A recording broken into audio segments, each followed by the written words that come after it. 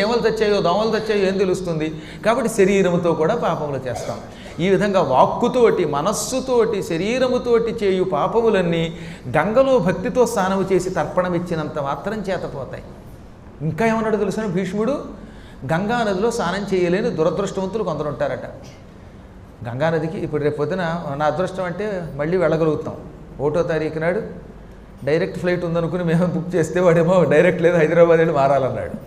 2, 3, 4, 5 తారీఖులు అక్కడే ఉంటున్నాం. పార్వతీ పరమేశ్వరుల్ని మా ఉత్సవమూర్తుల్ని అక్కడికి పీఠం నుంచి పట్టుకెళ్ళి 3వ తారీఖు నాడు కళ్యాణం చేస్తున్నాం. ఈ కాశీ రాలేని వాళ్ళు కొంతమంది ఏమన్నారంటే, గురువుగారు మీరు ఎడుతున్నారు, వద్దామంటే డబ్బులు లేవు సమయానికి, పోనీ డబ్బులు ఉన్నా రాలేకపోతున్నాం, ఏం చేయమని మా ఏలూరు పీఠం వాళ్ళు అడిగారు నిజంగా. అప్పుడు నేను ఏమన్నానో తెలిసిన, ఇదిగో భీష్ముడు చెప్పిన ఈ పద్యం వినండి అన్న.